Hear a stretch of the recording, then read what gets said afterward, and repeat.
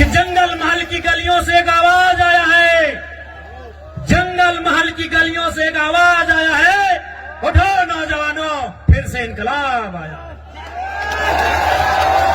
क्या आप तैयार हैं? बैंक है, they have their vote banks because they are from NDA and India. कोई फर्क नहीं कैंडिडेट कौन होगा, who will be the candidate. आप इंडिया से हैं, इंडिया गठबंधन से हैं, ये लोग आपको वोट करेंगे। आप एनडीए से हैं, ये लोग आपको वोट करेंगे। I am an independent new Qamar party. हमारे झारखंड में भी क्या सेफ है, 81 में 56 इंडिया के पास, 24 एनडीए के पास, 56, 24, 80 हम अकेले हैं। यानी हमारे पास कोई वोट बैंक नहीं, हमारे पास कोई समीकरण नहीं। और हमने क्या कहा कि पार्टी बनती है बिगड़ती है, कोई आज बीजेपी में है कल को तृणमूल में चला जाएगा। समाज आपका चिरंजीवी है, आप समाज के साथ रहिए। किसी एमपी एमएलए में इतना ताकत आपने देखा था क्या? हमने स्पष्ट कहा कि आप हमारे राजनीतिक कार्यक्रम में आते हैं, अच्छी बात है, आप मेरी पार्टी के मीटिंग में आते अच्छी बात है, लेकिन आप समाज की मीटिंग में पहले जाइए। हमने एकमात्र भी एमएलए जिसने कहा था, जबकि आप भी जानते हैं 2029 में पता नहीं हमारा क्या होगा, क्योंकि हम नया विधायक है, हमारे पास कोई समीकरण नहीं है। 2029 में हमारे केसर समाज से होते तो हम भी बोलते पहले अपना देखते हैं भाई, लेकिन हम मैं यदि ममता बनर्जी घरे गिदर छुआ रहतो न तो टुकु समझतो न कि एते बड़ लोग एतना बेस हमार समाजटा है, मोर समाजटा। किंतु आज के मैं एक शोषित वंचित समाजेर बेटा सोई खातिर मैं कहलो कि विधायक सांसद बादे सामाजिक स्थितिटा पहले भालो रहेक चाहिए, सामाजिक स्टेटसटा भालो रहेक चाहिए, सामाजिक पहचानटा भालो रहेक चाहिए, ओकर आइडेंटिटीटा भालो रहेक चाहिए। हे तोहरानी बुझे बारिया आई तोहरानी करो जंगल मोहल्ले दोमे हमरा सामाजिक नेता हाथ की ना नहीं, कोई टक मुंह से बोली बहराई ले, कोई टक कोनो कह पारला, कोनो कह पारला की एकटाও कही दे जितना कथा मैं कहलो मीडिया कह भाषण कह जे जितना उदाहरण मैं देलो, जितना मैं उदाहरण देलो, हमको बता याद करके बताइएगा कि आपने कौवा को भी देखा है। आपने की बोले कौवा के बोलते भाई ना, क्या आपने कभी कौवा के गले में या पांव में बेड़ी देखा है? क्या उसे कभी पिंजरे में देखा है? क्या उसे कभी किसी रस्सी में या किसी भी प्रकार से बंधन में देखा है? नहीं देखा है। आपने क्यों कौवा के बंधन देखे छी ना, क्यों नहीं देखा है? तो कौवा भले काला होता है, देखने में भले आपको बुरा लगे, देखने में बदसूरत लगे, लेकिन जो वो काव काव काव काव चिल्लाता है, काव काव जो करता है ना, उसकी मातृभाषा। और जो मातृभाषा बोलते हैं, मातृभाषा यानी हमारी मातृभाषा, हमारी परंपरा, हमारी संस्कृति, जो मातृभाषा बोलते हैं वो कभी गुलाम नहीं होता, उन्हें कभी कोई गुलाम नहीं बनाता। आपने सुगा क्यों देखे थी? आपने सुगा ही बोली ना, सुगा तोता पैरट देखने में बड़ा सुंदर होता है, पंख भी सुंदर होता है, चोंच भी सुंदर होता है और आवाज भी सुंदर होता है, लेकिन आपने क्या देखा होगा कि लोग उसे पकड़ते हैं, पहले उसके की बोली डंका काना सबसे पहले उसको तोड़ देते हैं, पांव में भी जरूरत पड़े तो वो तो उसका तोड़ देते हैं और उसको भर के कहां रखते हैं? लोहे के पिंजरे में। भले उसको खाने के लिए चना दे, मूंगफली दे, लेकिन उसको गुलाम बना के रखते है कि नहीं? क्योंकि जो मिट्टू जिसे कोई तोता कहता है, कोई सुगा कहता है, कोई पैरट कहता है, भले वो दिखने में सुंदर है, हरा है, चोंच लाल है, खाता भी बढ़िया बढ़िया है, लेकिन वो भाषा का नकल करता है। टेम टेम टेम टेम उसकी भाषा नहीं है, वो भाषा का नकल करता है, वो किसी और की भाषा को बोलने का प्रयास करता है, इसलिए लोग उसे गुलाम बना के रखते हैं। तो इसलिए एक बात तय कीजिए कि आपको आजाद रहना है या गुलाम रहना है। तो भैया अगर आजाद आपको उस कौवे की तरह अपनी संस्कृति, अपनी परंपरा, अपनी आइडेंटिटी, अपनी पहचान, उसके साथ आपको जीना होगा। तो क्या ये नौजवान पीढ़ी जो हमारा आने वाला भविष्य है, क्या वो आज के इस कार्यक्रम के माध्यम से ये प्रतिज्ञा लेंगे कि आप अपनी परंपरा, अपनी संस्कृति, अपनी मातृभाषा को बचाएंगे? क्या आप प्रतिज्ञा लेंगे? क्या आप अपने सामाजिक कार्यक्रमों को, अपने सामाजिक आंदोलन को आगे बढ़ाएंगे? क्या आप प्रतिज्ञा लेते हैं? आज आपको ये प्रण लेना होगा, क्योंकि 21वीं सदी में हम जी रहे हैं। आज बहुत जल्दी हम लोग दिशा से हट जाते हैं, अपने रास्ते से भटक जाते हैं। इसलिए आज नौजवान पीढ़ी को विशेषकर आपको ये प्रण लेने की आवश्यकता है कि आज हमारी पहचान क्या है, हमारी परंपरा क्या है। उस पहचान को, उस परंपरा को, उस भाषा, उस संस्कृति की विरासत को, उसे सुरक्षित रखना है। आज हमें ये प्रण लेना होगा। ठीक है दादा, टुकु बसुन। नमस्कार नमस्कार। তুমি নিয়েছি নাই, আমি বুঝতে পারি তুমি বসুন।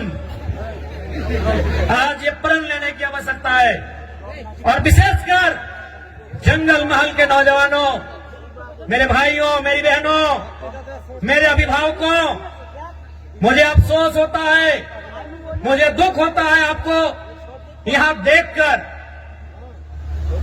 दुख हमें झारखंड के लोगों को भी देखकर होता है, लेकिन आपके लिए वो दुख थोड़ा ज्यादा इसलिए होता है कि जैसा भी सही जमशेदपुर वालों को झारखंड मिला, सरायकेला वालों को झारखंड मिला, धनबाद वालों को झारखंड मिला, बोकारो वालों को झारखंड मिला, हजारीबाग गिरिडीह को झारखंड मिला, रामगढ़ को झारखंड मिला, रांची को झारखंड मिला, लेकिन झारखंड बनने का हकदार और झारखंड में शामिल होने का हकदार पुरुलिया, झारग्राम, बांकुड़ा के लोग भी रखते थे।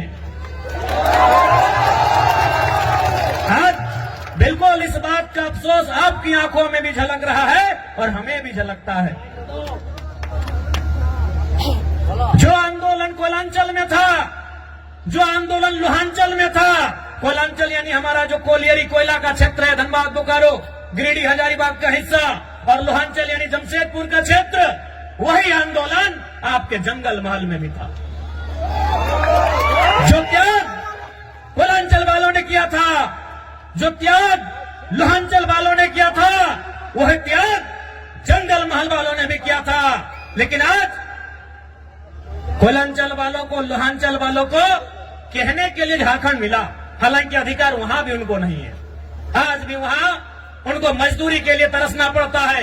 उनकी जमीनों में कोयला, उनकी जमीनों में अभ्रक, उनकी जमीनों में लोहा, उनकी जमीनों में लगभग 80 प्रकार के मिनरल्स पाए गए हैं, लेकिन आज उन्हें नौकरी के लिए तरसना पड़ता है। लेकिन हाँ, उनके पास कहने के लिए है, हमारे काछे ए शब्द আছে कि हमरा झारखंड, हमरा पवाली झारखंड, लेकिन आपके पास वह भी कहने को नहीं है कि हमारे पूर्वजों ने, हमारे बाप दादा ने जो आंदोलन किया था, जो संघर्ष किया था, उसके बदले आप उस झारखंड का हिस्सा नहीं बन पाए। तो कहीं ना कहीं इसमें भी साजिश है, साजिश है, बहुत बड़ी साजिश है। तो इसलिए नई पीढ़ी को यह प्रण लेना होगा कि हमारे पूर्वजों ने आंदोलन को जहां लाकर छोड़ा है, वो विरासत जो हमें देकर गए हैं, उस विरासत को यहां से फिर से हमें लेकर जाना होगा। क्या आप तैयार हैं? कि जंगल महल की गलियों से एक आवाज आया है, जंगल महल की गलियों से एक आवाज आया है, उठो नौजवानों, फिर से इनकलाब आया। क्या आप तैयार हैं? और देखिए नौजवानों, मेरे भाइयों, हम जिस रास्ते में चलने जा रहे हैं, जो कार्य हम करने जा रहे हैं, मानते हैं आसान नहीं है।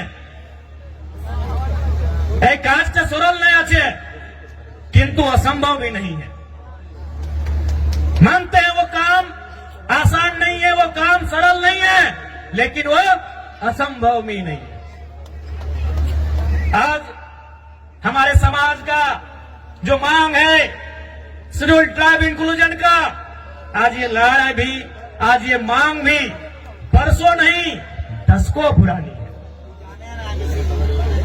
इसलिए एक बात हमेशा याद रखिए, आज चाहे सामाजिक आंदोलन हो या किसी प्रकार का आंदोलन हो, जो लोग अगुवाई कर रहे हैं, जो लोग लड़ रहे हैं, शायद वो कल नहीं होंगे, आज हम लोग भी कल नहीं होंगे, लेकिन आपका समाज, हमारा ये बृहद समाज जो हजारों लाखों साल पुरानी परंपरा और संस्कृति से परिपूर्ण है, वो समाज रहेगा। इसलिए आपको उस बागडोर को, उस विरासत को अपने हाथों में लेकर आगे बढ़ना है। मैं आप सभी से कहना चाहूंगा, आज जब भी आप किसी आंदोलन के लिए जाते हैं, जब आप संघर्ष का रास्ता चुनते हैं, आपको त्याग करना पड़ता है। बिना त्याग का आपको मंजिल नहीं मिलेगा। आज आपको त्याग करना होगा।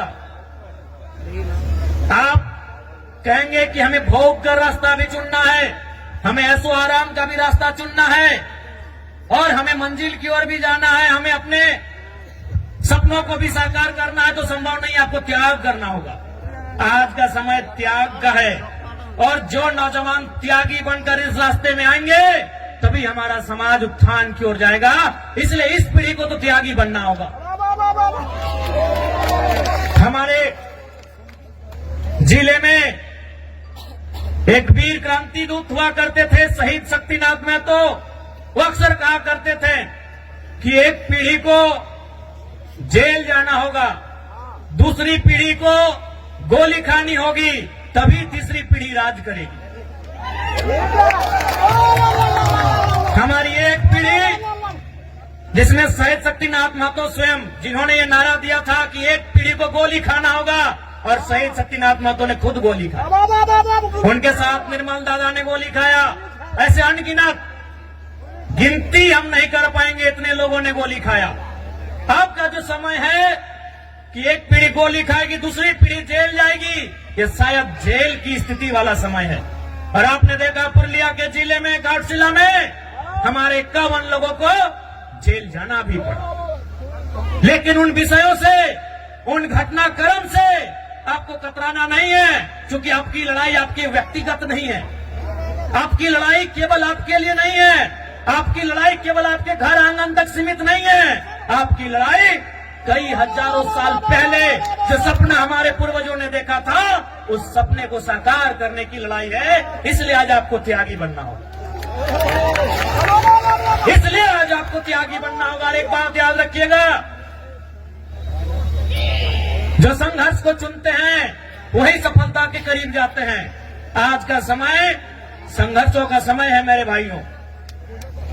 जो भी पर्व हम लोग मनाते हैं उसका एक संदेश होता है।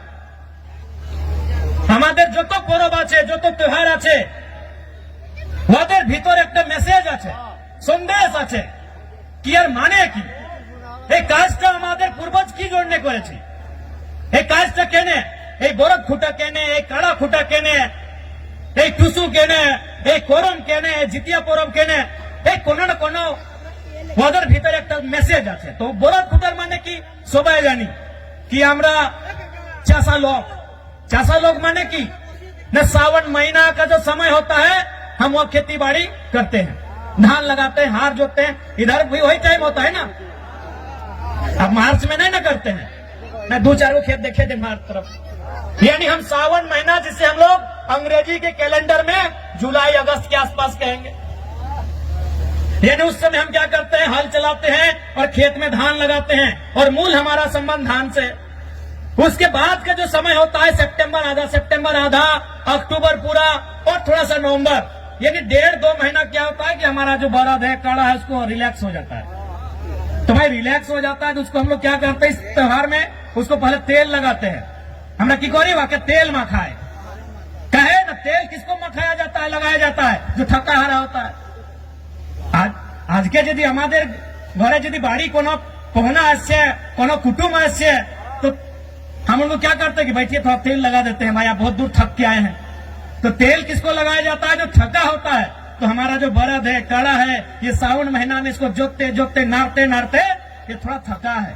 अब इसको तेल लगा के बोल रहे भाई थोड़ा सा तुम अब तंदुरुस्त हो जाओ, तुम थोड़ा सा फिट फाट हो जाओ। कहे न फिर अब आ रहा है कार्तिक और अगन का महीना कि धान काटना है और फिर तुमको गाड़ा गाड़ी में लोड करके घर पहुंचाना है। अब धान काटने के बाद फिर बरद गाड़ी में लोड करके घर भी पहुंचाना है और माड़ा भी गुड़ाना है, धान खिजाना भी है। तो इसीलिए इसको तेल लगाते हैं कि तुम अब या तुमको फिर से तैयार हो जाओ। এই আমি এটাই না জিজ্ঞাসা করেছি কি ভাই কোনো না কোনো আমাদের त्योहार আমাদের পরব मैसेज আছে, तो मैसेज की ना हम आपको तेल लगा दिया फिटफाट और अभी खूंटा भी कहे कि उसको गुस्सा दिला रहे हैं कि भाई तुम और गुस्सा हो जाओ, तुम ही रागे तुम ही रिझे। कहे ना इसी गुस्सा के साथ मेरा खेत से धान उठाना, हम लोग का खेत भाई सब कादा खेत आसान नहीं है। कुड़मीर खेत से धान उठा के लाना आसान है कि? तो वही उसको गुस्सा दिलाते हैं, सूप से मंदिर बजा के ऐसे मैंने उसको हलकार के कि भाई हाँ तुम गुस्सा करो, तुम गुस्सा करो, हम चाहते हैं तुम गुस्सा करो, और उस गुस्सा के बदले जब हम धान खेत में तुमको नारेंगे फिर उठा के उसको बाहर लेके आना है। तो ये है हमारे बरद खुटा करने का हम पीछे हमारे पूर्वजों का मतलब कि पहले तेल लगा के तुमको तरोताजा करेंगे, क्या कि सावन महीना के बाद तुम कुछ काम नहीं किया है, तुम आराम से घर में बैठा है और सावन महीना के बाद हरा हरा घास मिलता है और जितना बढ़िया बढ़िया खाना खाने पर थोड़ा आदमी आलसी हो जाता है, तो इन लोग भी आलसी हो गया थोड़ा। तो इसीलिए अब फिर से आ गया है टाइम कार्तिक महीना का, अगहन महीना का। अब इन लोग को